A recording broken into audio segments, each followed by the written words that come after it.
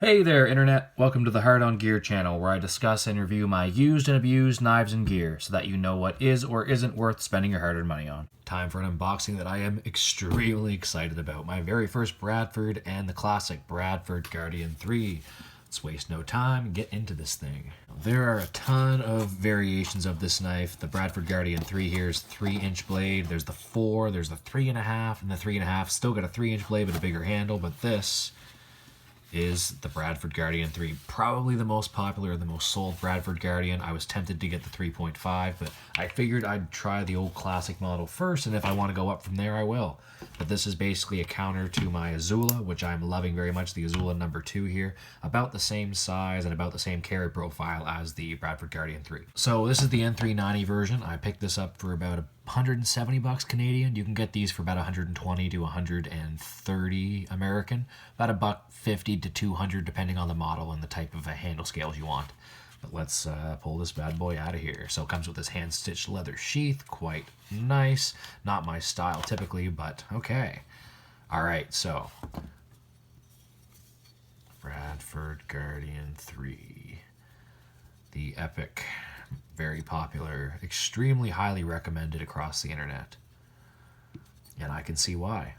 Although, without any doubt, I think the 3.5 is going to be a little bit more of the preference that I'm looking for. That being said, this is going to be much slimmer of a carry and a much more a lower profile. It's not going to print as much under a t-shirt in the summertime. The Azula 2 is pretty damn good, but it does kind of dangle down and poke out a little bit. This is going to hug my belt line quite nicely and really not be noticed until I've got to pull it out. It pulls out pretty easy. Pinky on the near the lanyard hole here, and then the index finger gets to that finger choil at the front.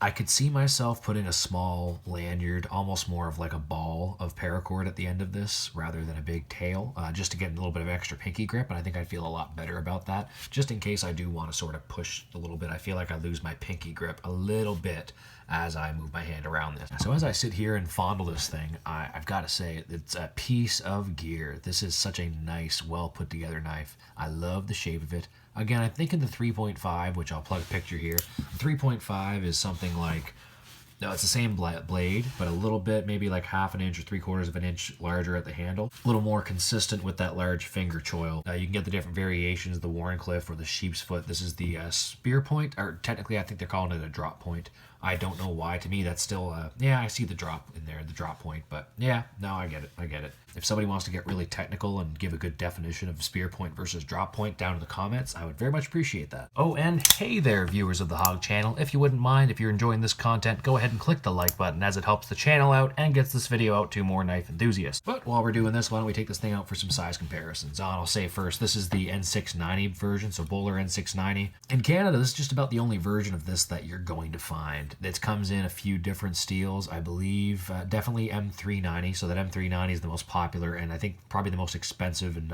probably the most sought after in the States for sure, and the one that you kind of come across the most. It comes in a few other steels as well. When I do the full review for this thing after a few months of use, I'll make sure I add all those different models and details in that review when it comes. Yeah, size comparisons. So yeah, there's your Bradford Guardian 3, just a little bit smaller even than the Wrap Model 2. Quite a bit smaller than the Wrap Model 1.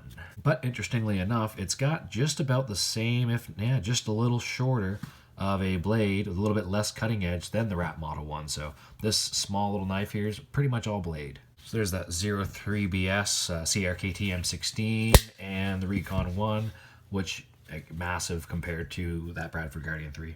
And just a few more folders. Let's the Benchmade 940-2. Maybe, wow, the 940-2 actually looks like a bit of a beast next to this Guardian 3. And then, of course, next to that, we've got the Mannix 2 and the Paramilitary 2, which, again, look quite large compared to this little guy. But then let's look at what really matters, which is the comparison to the comparable EDC Fixed blade, the Azula 2. So I'll be doing a comparison video between these two at some point once I've gotten enough wear and carry time in with the Bradford Guardian 3, the novelty wears off. Otherwise, I'd probably brag this thing up too much. But I've had enough time with the Azula to get a pretty good grip on what it's capable of and what its limitations are. I'm going to try this thing out for a while. The steel is going to be a little bit different. I've never used N690 before, but it's considered to be one of your most well-rounded steels that you're going to find. So very, very, very, very similar. Damn near the same profile, damn near the same size and length, except you're getting a lot more blade length. I want to say at least, well, I want to say half an inch, but let's just look it up right quick. So a 2.63 inch cutting edge for the Azula 2 and 3 full inches. So just shy of not quite half an inch. So this Bradford is going to be my new, one of my main new EDC fixed blades. I've been loving having the Azula 2 appendix carry at the front of my hip, and I just want to try something else out there so I'm not only basing my opinions on appendix carry on the Azula 2. Seems logical, right? It's also one of the most recommended fixed blade EDCs. I mean, I'd say these two are right up there, but they have to be just about the most popular EDC fixed blades you're going to find a person carrying. Now, I have been carrying the Azula 2 in combination with the Mannix 2 and most typically the Leatherman Squirt. My EDC has been changing a little bit. I pretty much rocked these steady for about 6 months. Now I've got the paramilitary 2, which I've been having a lot of fun with and starting to get used to that. And, well, the Leatherman Squirt's been fantastic, but I have found limitations where I wanted something a little bit more full size, so I've got the Leatherman Signal. And soon here we're going to see the Bradford Guardian 3 take the place of the Azula 2 for at least a few weeks or a month. I'm not a big fan of rotating daily or even weekly. I want to make sure that I've got some muscle memory built up with what I'm carrying in case I ever had to pull it out in some kind of emergency, like, you know, cut a seatbelt in a car accident, or you go over a guardrail into the water, a coyote attacks you in the street, bear attacks you in your camp.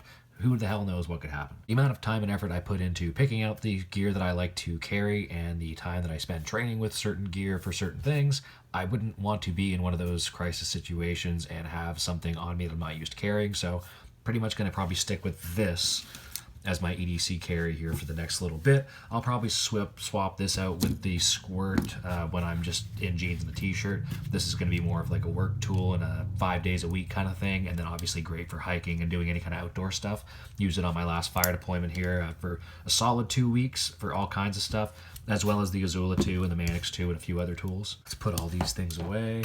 Yeah, so what else came in this Bradford box here? I've got a card with a Bradford knife representative, and it is Brad at Bradford Knives. Bradford Larkin. One's got to assume he's probably pretty tied into this Bradford USA company. So I actually don't know too much about the company. I'm familiar with the Bradford Guardian knives just because they're extremely popular. And if you ever Google or YouTube fixed blade EDC, the Bradford Guardian 3 is going to pop up like almost every time. But yeah, shame on me. I actually don't know much about these guys other than they do everything in the USA, and I'm assuming everything is manufactured and put together in the USA. And that's why I don't mind paying a little bit extra. So like I said, I think I paid about $170, so probably close to 200 with taxes and shipping on this thing. Oh, actually didn't pay shipping. Got it through Amazon Prime, and it came through Chicago Knife Works from Chicago. And yeah, so that's about all I know about Bradford. They make awesome knives. They've got a great reputation, and I'm not sure about the warranty, but I'd want to say it's probably a pretty decent one. Made in the USA and made of pretty damn decent quality materials. The build on this thing, now the Azula 2 feels very sturdy, very well put together. The micarta handle scales feel great, but they're not perfect on here. They're slightly off-centered. Yeah, if you see here, they're just slightly off-centered from the full tang knife handle here, which not a big deal, and I'm not too worried about that stuff aesthetically. It does not bother me so long as it is just as functional. But the finish on this thing is on point. This is pretty damn good for a production knife for under $200. They've got all kinds of different patterns. This is kind of like this, like, I don't know, grenadish type pineapple. I don't know what the hell you call it, but it's pretty grippy. There's a few different things you can do and get that are less textured, but this, I think it's just a textured G10, but it feels nice, feels really good. The only thing I don't like is I kind of wish the finger choil was a little bit bigger, or the handle perhaps was a little bit longer, so I didn't feel like I have to choke up so far to get a full purchase on this thing. But I knew what I was getting when I ordered this. I kind of expected it to be just exactly like this, just barely too short, but still very workable, and I'll probably get used to it, and I'll probably think it's just fine once I'm used to not having my pinky fully gripped on there. But like I said, I'll add a lanyard, and then eventually I may grab the Bradford Guardian 3.5. Maybe I'll end up selling this one. Maybe I'll end up keeping both and finding purpose for this somewhere else. Maybe the 3.5 will be too big for an EDC and I'll want to use it for more wood style tasks. Now the retention on these sheaths are supposed to be pretty damn good, so and it goes in there quite deep. As you can see, there's not a whole lot of handle there, although it's still super easy to get your pinky around and get that out and back in. However, I could see myself wanting to make a custom Kydex, or not make, but order a custom Kydex sheath for this. Something appendix carry, but the issue I'm going to have with this, I could have ordered a left-handed version, which is the same ambidextrous knife, but this is built to be a right-hand draw with the way the belt loop is oriented and the way that the molding is done on this leather sheath. So I can reverse this, I'm pretty sure. It looks, yeah, pretty damn safe, like I shouldn't do anything bad here. I can reverse that and stick that in there, but it certainly is not molded that way. That's not the way it was built. I'm tempted to try it out like this. I was looking around the internet a little bit, but I couldn't find anything to see if people do this a lot. Let me know in the comments if you're aware, but I believe I'll be probably wearing out the retention of the sheath by doing this, and I don't think it's going to be as secure in there. Well, damn, it's pretty damn tight in there, but I definitely feel like I'm wedging up against a wall and it's not sliding into its the position that it was molded to be slid into. But we'll see. I know a lot of people probably want to kill me for doing this and ruining this nice leather sheath, but I'm probably going to try doing it this way. I don't know if the belt loop being oriented slightly different is going to make that big of a difference, but I do think that this is going to wear down this sheath quicker and it's going to lose some of its retention.